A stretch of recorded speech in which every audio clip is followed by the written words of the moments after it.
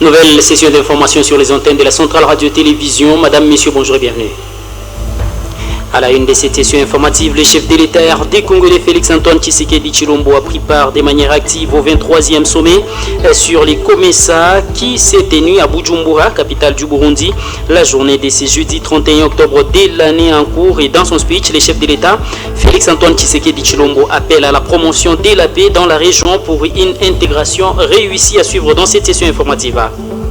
Pendant ce temps, la Chambre haute du Parlement a procédé la journée de ce 1er novembre de l'année en cours à la mise sur pied des bureaux des différentes commissions de la Chambre haute du Sénat de cette 4e législature et de leur installation officielle. Cependant, ces différentes commissions vont devoir convoquer par l'entremise de Jean-Michel Samalukonde Kenge la conférence des présidents pour statuer sur les matières à traiter au cours de cette session parlementaire à suivre dans cette session informative.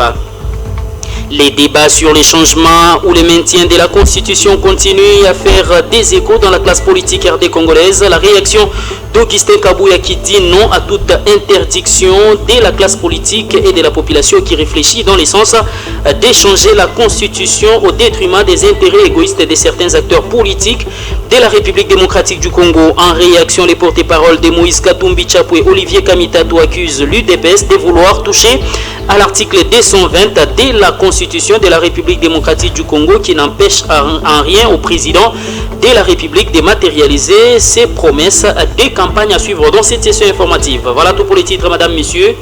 Bonjour et bienvenue. Ouvrons cette session informative avec cette question d'actualité qui concerne la participation du chef de l'État des Congolais Félix-Antoine Tshisekedi Tshilombo au 23e sommet du COMESA qui s'est tenu à Bujumbura, capitale du Burundi, la journée de ce jeudi 31 octobre de l'année en cours. Ici, le chef de l'État a appelé ses pairs à pouvoir promouvoir la paix dans la région qui est gage d'une intégration réussie comme étant les thèmes choisis pour cette énième session du marché commun des États d'Afrique australe COMESA, cette organisation qui regroupe environ 21 États de la région. Suivez.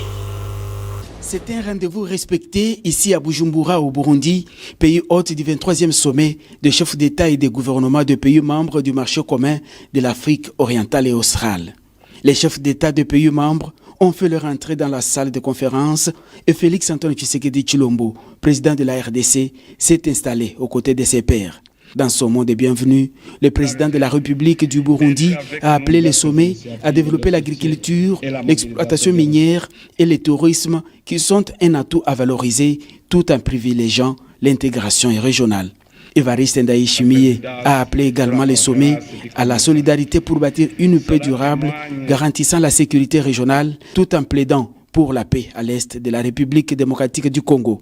Prenant la parole à son tour, Félix-Antoine Tshisekedi Tshilombo a réaffirmé son engagement à jouer un rôle de premier plan au sein de l'organisation. Distingués collègues, la paix et la sécurité sont les fondations de toute intégration régionale réussie. Sans paix, il ne peut y avoir de prospérité durable. Aujourd'hui encore, plusieurs pays de notre région, en ce compris la République démocratique du Congo, sont confrontés à des défis sécuritaires majeurs causés par des forces négatives qui continuent de semer la désolation et freinent le développement de nos peuples. La République démocratique du Congo est toutefois résolument engagée dans un processus de pacification de ces provinces de l'Est touchées par la guerre d'agression qui nous est injustement imposée par le Rwanda. Nous aspirons à une collaboration régionale renforcée pour éradiquer les sources d'instabilité et promouvoir un climat favorable aux affaires et au développement dans toute la région. Un sommet riche en cérémonies. Le COMESA a célébré ses 30 ans d'existence. Pour les instruments de pouvoir ont été transmis au président Évariste Ndayishimiye, président entrant du COMESA, par le président zambien, président sortant de la conférence du COMESA. Et puis le même jeudi 31 octobre de l'année en cours à Kinshasa, le projet de loi des finances exercice 2025 a été déclaré recevable au niveau de cette chambre basse du Parlement où plusieurs députés ont pris part à ces débats houleux qui a été ponctué par les discours de la première ministre RD congolaise Judith Tuluka Suminwa qui a tenu à éclairer la lanterne de la population de la République démocratique du Congo sur ce projet de loi des finances exercice 2025 qui s'évalue en dollars à environ 18 milliards de dollars américains avec un taux de croissance d'environ 21% proportionnellement à l'ancien budget de l'exercice 2024 en République démocratique du Congo. Cependant, la prochaine étape reste les réajustements de ces projets de loi des finances au niveau de la Commission économique et financière de la Chambre basse du Parlement avant son adoption en plénière et sa réélecture en seconde lecture, bien évidemment, au niveau de la Chambre haute du Parlement que le Sénat. Suivez donc cet élément de reportage.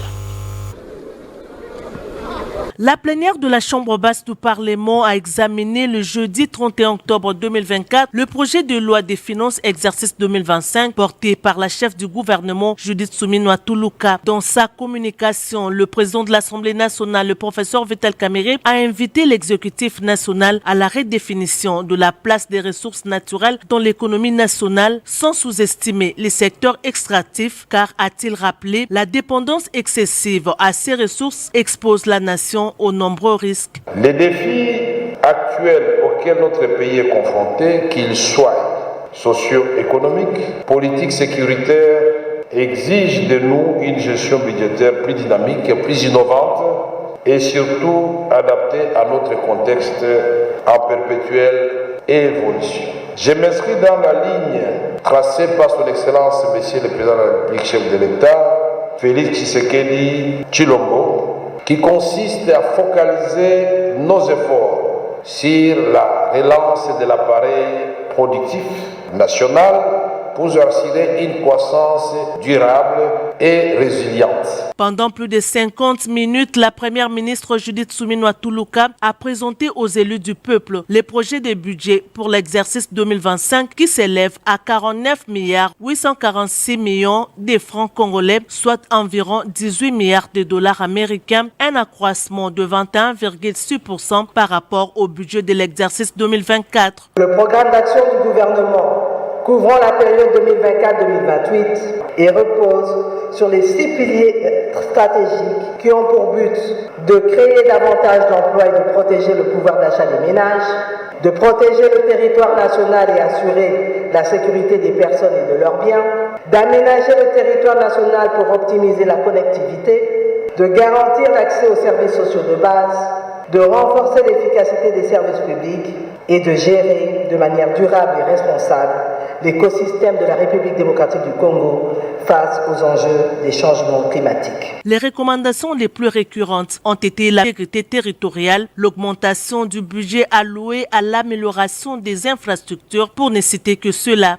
Au vu des résultats de vote, l'Assemblée plénière déclare recevable le projet de loi de finances pour l'exercice 2025.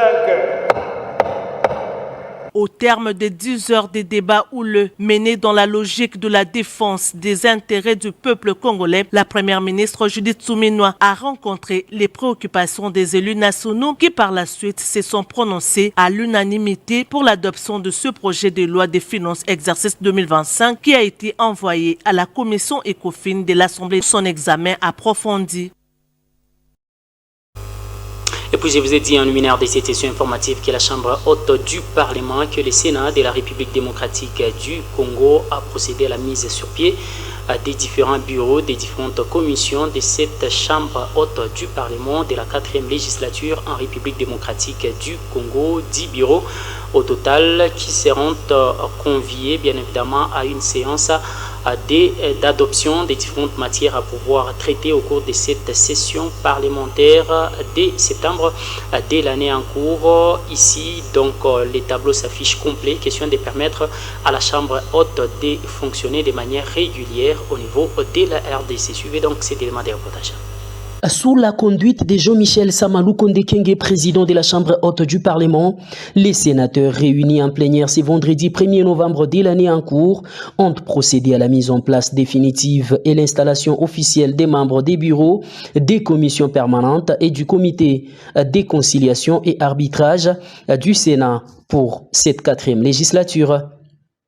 Cette installation officielle intervient après la validation par la plénière de l'arbitrage opéré par les bureaux de Samalou Kondekenge qui a veillé à la répartition équilibrée des responsabilités en fonction des forces politiques en présence de la représentation provinciale ainsi que de la représentativité des femmes.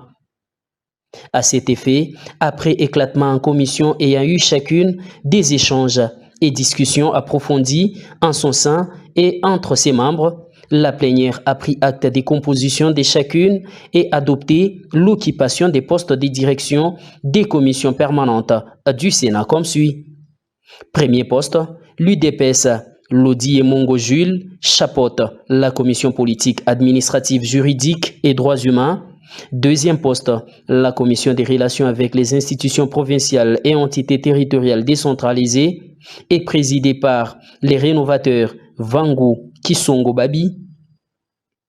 La présidence de la commission économique, financière et de la bonne gouvernance est assurée par l'alternative républicaine avec Vunabandi Kanyami Yigo Célestin. La commission des relations extérieures porte à sa tête un membre des Bâtissons le Congo, à la personne de Christophe Lutundula Apala Penapala. L'opposition s'est vue attribuer la présidence de la commission socio-culturelle, genre, famille et enfants, qui est assurée par Christine Mwando Katepa. La 6e commission, qui est la commission défense, sécurité et frontières, passe sous la présidence des A7 avec Panda Kabango José. Batitito Arlette, de l'AFDC et alliés, prend la présidence de la commission environnement, développement durable, ressources naturelles et tourisme. La 8e commission, qui est la commission infrastructure et aménagement du territoire, est quant à elle présidée par la dynamique Agisson à travers Nikomba Sabangu Madeleine. La commission suivi et évaluation de l'exécution de lois, des résolutions, des recommandations et des politiques publiques passe sous la houlette des consolidants les acquis avec Luanga Moukela Faustin. Enfin, les comités de conciliation et arbitrage est présidé par le peuple d'abord à travers les doyens Mukamba Kadiatanzemba Jonas. Nous venons de mettre en place les commissions permanentes ainsi que le comité de conciliation et d'arbitrage de la 4e législature de la 3e République. Mes très sincères félicitations une fois de plus à tous. Le bureau est désormais en mesure de convoquer la conférence des présidents et d'établir le calendrier de nos travaux. Et cela ne saurait tarder parce que nous comptons le faire en début de semaine prochaine. Tous les points inscrits à l'ordre du jour étant épuisés, la séance est levée et je vous souhaite à tous un bon week-end. Signalons qu'avec cette mise en place, la Chambre haute du Parlement peut désormais fonctionner en plein régime, étant donné que son bureau peut convoquer la conférence des présidents et proposer les calendriers des matières dès la session parlementaire. Une conférence des présidents que le président Jean-Michel Samalou Kondekenge promet de convoquer dès la semaine prochaine. Déjà. Restons toujours au Sénat où le président de cette chambre haute du Parlement, Jean-Michel Samalou Kondekenge, a reçu en audience une forte délégation des anciens sénateurs de la 3e législature venus lui présenter leur civilité, mais aussi les quelques doléances des sénateurs et leurs assistants au niveau de la République démocratique du Congo pour que ces doléances puissent trouver gain de cause de par les bureaux de Jean-Michel Samalou Kondekenge. Ce 31 octobre 2024, l'honorable président du Sénat Jean-Michel Samalou Kondekenge a reçu une délégation des sénateurs honoraires de la 3e législature venus lui présenter des civilités. Ces élus honoraires en ont également profité pour étaler devant les speakers de la Chambre haute du Parlement les dossiers des sénateurs de la législature passée ainsi que celui de leurs assistants parlementaires, espérant y trouver des réponses idoines grâce à lui et à tous les bureaux actuels. Sous la conduite de notre président intérimaire du bureau sortant du Sénat, de la 3e législature, l'honorable Sangouma. Vous avez vu cette délégation sélectionnée qui a rencontré ce jour l'honorable président du Sénat, Sama Lukonde, pour échanger sur des préoccupations de notre législature. Tout a été déjà dit dans la presse, mais aujourd'hui il était l'occasion que nous puissions échanger. D'abord, lui présenter officiellement des civilités de sénateurs sortants sous la conduite du président du bureau sortant, et aussi parler des questions qui nous concernent. À l'issue de cette audience, l'ancien sénateur Denis Kambaye, qui a fait office de porte-parole de la délégation, s'est confié à la presse, affirmant que ces dossiers étaient désormais entre de bonnes mains et que la délégation reste sereine pour la suite. Nous ne pouvons pas commencer à faire maintenant la publicité sur la place publique. C'est que nous pouvons dire à tous les collègues qui nous suivent maintenant que tout va bien, tout est sur les rails, et aussi la problématique de nos assistants parlementaires. Nous avons également échangé. Voilà les 2 questions du jour, les dossiers des sénateurs sortants de la 3e législature et aussi les dossiers de nos assistants. Tout est entre les bonnes mains, donc tout le monde peut se tranquilliser et nous regardons dans la même direction. Et dans les jours qui viennent, nous allons échanger sur d'autres questions d'actualité. Il est à noter que les speakers de la Chambre haute du Parlement, Jean-Michel Sama Lukonde Kenge, étaient attentifs à cette forte délégation. À direction la ville de Lubumbashi, où les recteurs de l'université de Lubumbashi, les professeurs ordinaires Gilbert Fitoula, a saisi la justice de la ville de Lubumbashi pour que les dossiers liés à la propagation des faux bruits de certains organes de presse sur sa modeste personne soient traités par la justice de la République démocratique du Congo, parce qu'un média ou certains médias au niveau de la République démocratique du Congo l'accusent d'avoir pris position par rapport au changement ou au maintien de la constitution de la République démocratique du Congo, ce qu'ils qualifient de la propagation des faux bruits au niveau de la République démocratique du Congo, parce que lui ne se reconnaît pas avoir fait une telle déclaration prenant position pour les changements ou pas de la constitution de la République démocratique du Congo. Et c'était la journée de ce 1er novembre de l'année en cours. Suivez. Je suis venu me plaindre auprès du procureur de la République au sujet d'une diffamation et fausses informations contre ma personne et contre le prestige de l'université de Lubumbashi que je dirige comme recteur, au sujet des fausses nouvelles, des fausses informations et de la diffamation, ce qui serait ma position par rapport à la révision constitutionnelle. Ces propos rendus par les médias, Actualité.plus, qui relayaient d'autres sources.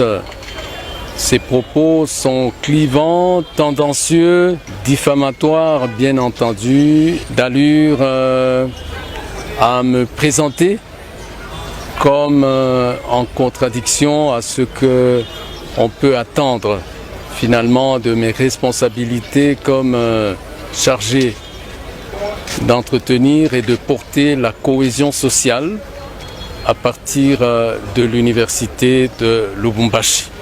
Je voudrais donc que ici le procureur de la République tienne compte de cette plainte pour décourager quiconque distille dans les médias des fausses nouvelles et de la diffamation contre non seulement ma personne et contre l'université de Lubumbashi, mais contre toute personne qui serait victime par rapport à ce comportement d'une responsabilité criminelle. Il faut l'entendre dire comme ça. Merci. Les changements ou pas de la Constitution de la République démocratique du Congo étaient au centre d'un échange entre la radio Top Congo de Kinshasa et le secrétaire général de l'Union pour la démocratie et le progrès social UDPS, Augustin Kabouya, qui est monté au créneau pour fustiger toute cette campagne de diabolisation de l'initiative que voudrait mener les chefs de l'État au niveau de la République démocratique du Congo, qui est une initiative légale et tout Congolais a les droits de pouvoir à permettre à ce qu'il y ait révision ou pas de la Constitution selon les normes requises par la Constitution de la République démocratique du Congo. Cependant, pour Augustin Kabouya, le chef de l'État étant président de la République, il a le droit de pouvoir initier la révision de la Constitution qui est différente du changement de la Constitution et qu'aucun Congolais ne peut prouver à Augustin Kabouya que la Constitution que nous avons, c'est celle que nous avions votée le 18 février 2006. Suivez donc cet extrait de cette déclaration. Kabila avait modifié la Constitution en 2011. Est-ce qu'il s'est éternisé au pouvoir? Mais il n'avait pas changé la Constitution. Vous ne voulez pas dire la vérité aux gens. Est-ce que la Constitution que nous avons aujourd'hui, c'est celle que le peuple congolais avait votée au référendum? La réponse est non. Que le peuple nous départage, c'est tout. En dehors d'être chef d'un parti politique, je suis député national. En vertu de quoi les gens qui n'ont même pas le mandat peuvent parler et moi je ne parle pas. Quand on ne veut pas dire la vérité aux gens, c'est ça la conséquence. Kabila a modifié cette Constitution en 2011. Est-ce que c'est Kabila qui est au pouvoir aujourd'hui? Mais pour vous, c'est pour que Félix Tshisekedi s'éternise au pouvoir. Ça, c'est une mauvaise campagne d'intoxication. Si le peuple décide aujourd'hui de voir Tshisekedi rester à la tête de ce pays, personne ne va s'opposer. Oui, mais vous, le but de votre action, c'est que le président Tshisekedi puisse rester au pouvoir. C'est ça la méchanceté. Quand les gens réfléchissent à ma place. Face à vos militants, vous avez déclaré que le mandat de 5 ans est insuffisant pour gérer la RDC et il faut un peu plus. Écoute-moi mon frère, je ne parle pas des histoires en l'air, j'étais informateur. Je connais certaines réalités. Vous soyez clair, dites que nous voulons que le chef de l'État remplisse le reste du pouvoir. Ce n'est pas Kabouya qui avait voté le président de la République seul. C'est au peuple de nous départager sur cette question. Kabila avait modifié cette constitution en 2011. Est-ce qu'il s'est éternisé au pouvoir? La réponse est non. Pourquoi aujourd'hui, quand c'est le tour du président Félix Tshisekedi, les débats viennent de tous bords? Non, non. Donc Félix Tshisekedi n'a pas l'intention de s'éterniser au pouvoir. Mais pourquoi vous voulez conclure à ma place et à la place de la population? C'est aussi que Tshisekedi modifie la constitution et si vous constatez qu'il s'éternise au pouvoir, revenez pour me poser la question. Pourquoi vous avez ce procès d'intention? Et puis, la réaction ne s'est pas fait attendre du côté d'Ensemble pour la République avec les porte-paroles de Moïse Katumbi, Tchapou et Olivier Kamitato qui est monté au créneau pour signifier que la Constitution de la République n'empêche en rien les chefs de l'État de réaliser ces promesses de campagne dont les chefs de la population de la République démocratique du Congo. Par contre, cette volonté de vouloir initier les changements de la Constitution vise à toucher à la disposition intangible ou aux dispositions intangibles qui se retrouvent au sein de l'article 220 de la Constitution. Il a rappelé la vulgarisation qui s'est faite à travers tout le pays, cette grande campagne de vulgarisation dans tous les villages par les sénateurs et par les députés. Il a rappelé effectivement qu'il y a eu une campagne référendaire. Donc, on a battu en brèche ce premier mensonge de dire que la constitution sur laquelle Félix Tshisekedi a prêté serment devant Dieu, d'en respecter toutes les dispositions, était une œuvre étrangère. Un deuxième mensonge sur les réalités congolaises. Les réalités congolaises ont bel et bien été rencontrées dans cette constitution, dont les fondements sont l'accord global et inclusif de 2002, signé en décembre 2002. Cet accord global et inclusif à Sun City qui a permis à la fois le retour de la paix dans le pays et la réunification de tout le pays. Les réalités congolaises d'il y a 20 ans. Le peuple souffrait déjà, sans eau, sans électricité, sans route, sans école, sans système de santé, sans emploi pour les jeunes. Ces réalités d'il y a 20 ans sont les mêmes réalités d'aujourd'hui. Et si nous devions parler gouvernance, il faut relire le préambule de la Constitution. Quels sont les objectifs de notre loi fondamentale? Le premier, c'est d'éviter les conflits.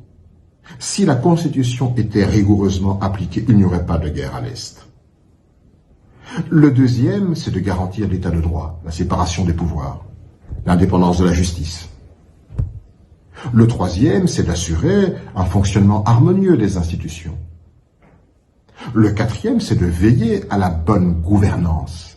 Veiller à ce que le budget voté par le Parlement soit exécuté par le gouvernement devant lequel il est responsable et que les ressources du pays soient mises à la disposition du plus grand nombre de nos compatriotes. La bonne gouvernance. Le cinquième, c'est de lutter contre l'impunité qui est si présente aujourd'hui. Le sixième, c'est de contrer les dérives dictatoriales qui s'emparent de ceux qui gouvernent. Et enfin, c'est de garantir une alternance démocratique. Ces réalités inscrites il y a 20 ans dans la Constitution sont les mêmes réalités devant... Et puis, la Constitution de la République démocratique du Congo nécessite son changement au niveau de la RDC parce que cette Constitution a été taillée sur mesure pour permettre à certains qui sont au pouvoir de bien s'enrichir au détriment de la population de la République démocratique du Congo. Cet avis est celui du notable Jangoy Wamuchimona, qui est un dignitaire de la montagneuse ville d'Elikasi, qui a donné plutôt son point de vue quant à ce et a invité la population de la République démocratique du Congo à dépassionner les débats et à permettre à ce que la Constitution soit révisitée, voire changée. Suivez. Il fait 2 mandats, comme c'est le cas de notre ancien président Joseph Kabila Kabange. Il est sénateur à vie, mais il continue à être payé par le gouvernement. Mais on lui donne combien d'argent par rapport à ce que la population est en train de gagner? Je ne sais pas exactement. On est en train de parler en termes de 680 000 $ par mois, et il est pris en charge totalement aussi par le gouvernement. Et tout ça, c'est dans le budget du pays. Je vais donner l'exemple, pas seulement lui, même Tshisekedi qui est sur place. Dès que Tshisekedi termine son mandat, il va bénéficier aussi de tout ça. Il sera aussi payé. Bon, si Tshisekedi est payé et Kabila est payé, c'est déjà plus d'1 million de $ qui vont commencer à partir. 1 million 300 et quelques, à partir chaque mois plus d'1 million qui part pour 2 personnes seulement, au détriment de 100 millions d'habitants. Il n'y a pas que ça. Des présidents des assemblées nationales et des sénats, ils ont été là, ainsi de suite. Tous ces gens-là, quand ils entrent en fonction, ils ont les frais d'installation. Après leur fonction, ils ont les frais de sortie. Mais jusqu'aujourd'hui, ils continuent à être payés. Est-ce que Gianni Mabunda peut avoir le courage de dire à tout le monde du PPRD qu'il a plus de 120 000 $ par mois en tant qu'ancienne présidente de l'Assemblée nationale? Olivier Kamita peut avoir le courage de dire aux gens de l'ensemble qu'il a plus de 120 000 $, qu'il profite seul, qu'il ne donne même pas à l'ensemble. Ça, c'est son argent. Bon, si tous ces gens-là, qui n'ont jamais eu d'arriéré de salaire jusqu'à l'heure d'aujourd'hui, comment voulez-vous qu'on puisse ajouter l'argent à un simple enseignant qui ne touche que plus de 100 $ seulement, 120, 130 $? Ça ne marche pas. Ces gens n'ont pas d'arriéré de salaire. Mais ceux-là qui sont en train de travailler, tels que les enseignants, tels que les fonctionnaires, tels que les médecins, ils n'ont pas d'argent, puisque une grande partie d'argent est prise par ces gens-là qui ont fait une constitution taillée sur mesure, pratiquement à leur taille, pour dire qu'ils sont en train de protéger leurs propres intérêts. Et maintenant, comment voulez-vous que nous, en tant que population, qui sachons aujourd'hui que ces gens-là sont en train de bouffer l'argent du pays pour rien, nous allons refuser à ce qu'on puisse réviser certains articles de la Constitution? Il y a certains articles qu'on peut verrouiller. Il y a d'autres articles qu'il faut nécessairement toucher pour que la population puisse se retrouver. Avec tout cet argent qui est en train de partir entre les mains des anciens ministres, entre les mains des anciens premiers ministres, entre les anciens... Aujourd'hui, Matata Ponyo, je donne l'exemple de Matata Ponyo, puisque c'est un problème qui est sur la table. Matata Ponyo ne peut pas être jugé ici au pays. Alors qu'on enlève cette règle là-bas qui dit que nul n'est au-dessus de la loi.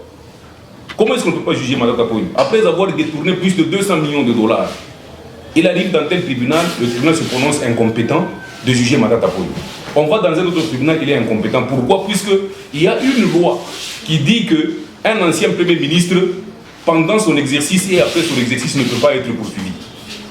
Même un président de la République. Donc Matata Ponyo peut venir aujourd'hui, il tire sur moi, il s'en va, il n'y a personne qui va le poursuivre. Alors, nous sommes en train de vivre dans un désordre. Il y a des articles comme ça qu'il faut enlever. On peut revoir quand même certains articles qui sont en train de dévorer, qui sont en train de prendre beaucoup plus d'argent au niveau du pays et qui empêchent à ce que le président de la République puisse arriver à réussir quand même le plan social et ainsi de suite, à réussir certains problèmes. Vous êtes pour ou contre? Poursuivons cette session informative en changeant des chapitres avec les finalistes de l'École nationale des finances pour la dernière année ont été appelés à lutter contre la corruption par le ministre national des finances Dodo Famba à la journée de ce samedi 2 novembre de l'année en cours à Kinshasa, capitale de la République démocratique du Congo. Donc profitez de cet environnement. Vous avez été formés par les ressources des Congolais. C'est les contribuables de la République démocratique du Congo qui vous ont formés. Alors, ne devenez pas demain les bourreaux des contribuables congolais dans les actes de gestion. Soyez dignes dans ce que vous faites, parce que notre pays, pour qu'il se redresse, il faut que tous ensemble, à l'unisson, comme le fait son Excellence, Monsieur le Président de la République, chef de l'État, son Excellence Félix Antoine Tshisekedi Tshilombo, nous puissions faire de la lutte contre la corruption une action de notre vie quotidienne. Sans relâche, les détournements des deniers publics devraient être bannis et punis avec toute la plus grande rigueur de la loi. Vous devez être des ambassadeurs et des ambassadrices de la bonne gouvernance, de l'éthique. C'est comme ça que demain, il y a dans cette salle des futurs directeurs généraux, des futurs membres du gouvernement, des élus de la République.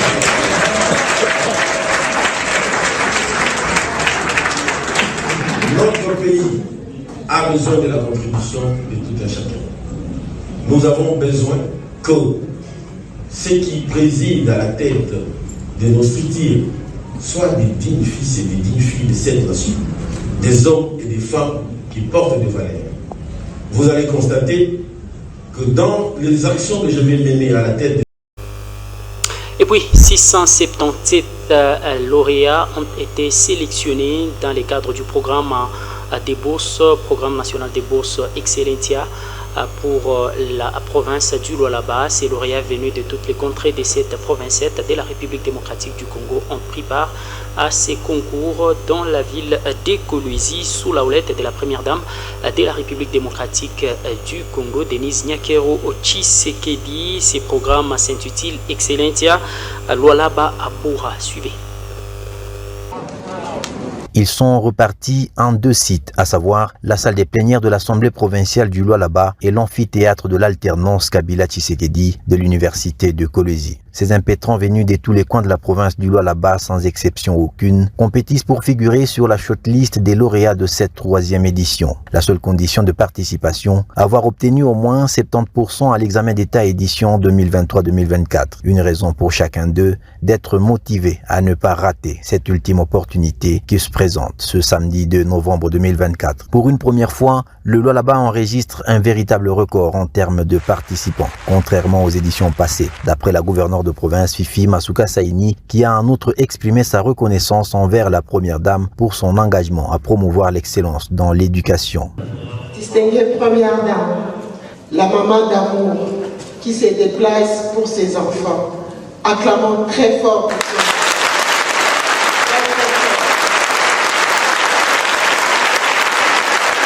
ses chers enfants.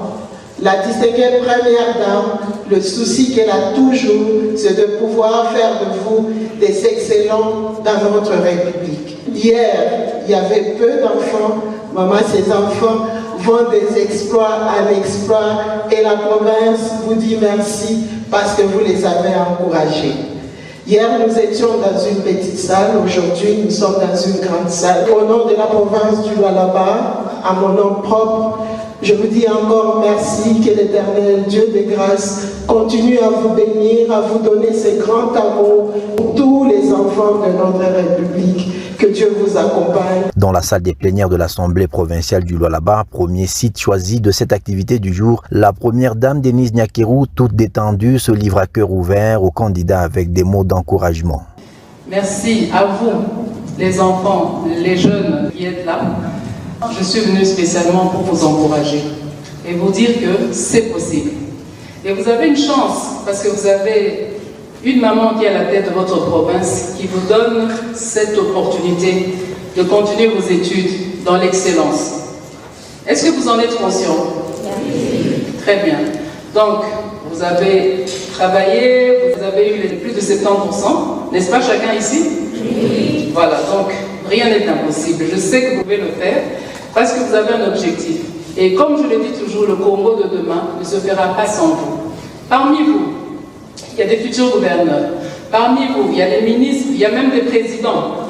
Donc, vous devez travailler. Bon, il n'y a pas que ça. Hein. Il y a des ingénieurs, il y a des médecins. Je croise les doigts que j'aurai tout le monde. Vous avez ma bénédiction, que Dieu vous accompagne, que tout se passe comme vous le souhaitez. Appliquez-vous, concentrez-vous, avant de répondre à une question, bien réfléchir. L'initiative du programme Excellencia Lualaba-Bora est un rebond pour les élèves ambitieux de la province du Lualaba que la première dame Denise Nyakeru veut à tout prix pérenniser par sa fondation. C'est dans l'amphithéâtre Kabila Tshisekedi de l'université de Kolwezi que Denise Nyakeru lance officiellement le test proprement dit de sélection en compagnie de la gouverneure Fifi Masuka Saini. À l'issue de cet exercice, un échantillon sera tiré du lot et bénéficiera du privilège de boursier. Il aura également la possibilité de poursuivre les études supérieures dans les meilleures universités du pays et du monde sous la prise en charge de la fondation Denise Nyakeru en partenariat avec la province du Lualaba. À cette activité, Allez, dès Kolwezi, revenons dans la montagneuse ville d'Elikasi où les habitants du quartier Kakonte déplorent les manques d'un mécanisme de protection de la population qui emprunte les artères qui mènent vers Kambov. Dans cette partie de la montagneuse ville d'Elikasi, ils en appellent à l'implication de l'autorité compétente pour y ériger soit les casse-vitesses, question de permettre à ce que les camionneurs poids lourds ne puissent pas utiliser des vives vitesses sur cette artère, ce qui cause des accidents parce que la semaine qui venait de s'achever, 2 cas d'accident ont été enregistrés sur cette route, précisément sur le tronçon Kakonte dans la montagneuse ville d'Elikasi. Des casse-vitesses sur la route Kambov au quartier Kakonte de Panda posent un sérieux problème aux passagers. Quelques cas d'accidents mortels sont enregistrés. Cette route n'est pas dans la compétence de la commune, mais elle est sous la charge du gouvernement provincial du Haut-Katanga. En attendant, quelques démarches sont menées pour trouver une noble solution et sauver les vies humaines. Gershon Mwema, habitant du quartier, invite les autorités de la ville montagneuse d'Elikasi de stopper ces dégâts.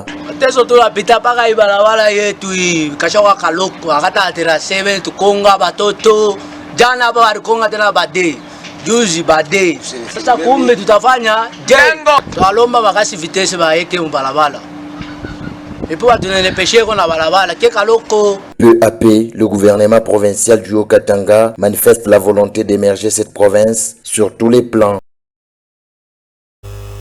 Et puis, la situation du collecteur de la commune de Kikula appelle à une intervention rapide des autorités compétentes à tous les niveaux dans la montagneuse ville d'Elikasi avant que le pire n'arrive. Cet appel a été lancé par les notables Jango Iwamuchimuna qui était l'invité sur les antennes de la centrale radio-télévision du journal, bien sûr, et il a appelé la population à tout faire pour exiger de la part des autorités une intervention rapide. La faute, certes, incombe à cette population qui se donne le luxe d'y jeter les déchets ménagers, mais aussi les bouteilles en plastique.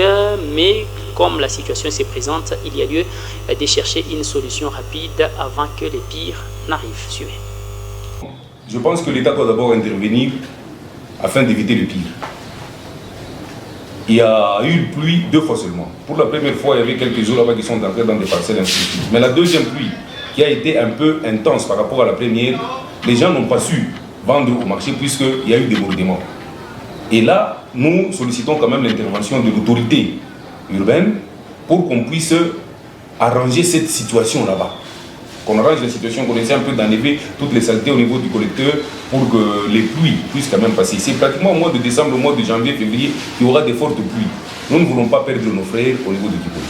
La faute incombe à la population. Mais celui-là qui est le plus fautif, c'est d'abord le bourgmestre. La place du bourgmestre, ce n'est pas, c'est pas au bureau. Le bourgmestre doit quand même s'enquérir de toute la situation au niveau de sa commune. Il doit sillonner pour voir ce qui ne marche pas. Ce collecteur là-bas, on était en train de le remplir, et je pense que le bourgmestre était informé puisqu'il a des services techniques. Le bourgmestre, il a les chefs de quartier, il y a les chefs des cellules, les chefs d'avenue, tout le monde. Quand on était en train de jeter, on était en train de remplir le collecteur, le bourgmestre devait être informé. Et prendre des mesures de manière à ce que les gens ne puissent pas jeter des immondices là-bas dans le collecteur. Au besoin, mettre des gens tout autour du collecteur là-bas pour empêcher aux gens de remplir le collecteur. Bon, quand le bourgmestre, il ne fait pas tout son travail, et maintenant il y a un problème, à qui incombe la faute? Disons toujours qu'il n'y a jamais eu de mauvaises troupes, il n'y a que de mauvais chefs. Bon, si le collecteur est dans la compétence de la mairie et non de la commune, d'accord, il n'y a pas de problème. Mais le bourgmestre devait faire rapport rapidement au maire pour dire que non, le collecteur dont vous avez la compétence là-bas est suffisamment rempli et le maire de la ville devait prendre en charge le collecteur depuis très longtemps. Mais aujourd'hui, voyez un peu ce qui est en train de se passer à Kiboula. Monsieur le maire a lancé ici l'opération ville propre. Mais nous venons de nous rendre compte que malgré les efforts que le maire de la ville est en train de faire, la ville est devenue maintenant beaucoup plus sale. On ne peut pas se voiler la face. La ville n'est pas propre. Malgré les efforts du maire de la ville, il a appelé pratiquement tous ses services techniques. Il leur a demandé ce qu'il faut faire. Mais ces gens ne le font pas. Ce n'est pas le maire qui va descendre dans le collecteur là-bas pour enlever les immondices. Ce n'est pas le maire qui va le faire. Lui, il a lancé une opération. Il veut que notre ville ici puisse devenir une ville plus propre. Et d'ailleurs, j'ai suivi dernièrement la proclamation des villes les plus propres. Actuellement, nous avons perdu toutes les places. C'est Goma qui est la ville la plus propre du Congo. C'est Goma qui est devenue la ville la plus propre. Et pourtant, Likasi, c'était la ville la plus propre. Le maire de la ville, avec le souci, un natif de Likasi, il voudrait que la ville soit propre. Il lance à la population l'opération ville propre. Chaque jeudi, on ouvre les magasins à partir de 10h, 10h30. Mais voyez ce qui est en train de se passer dans la ville.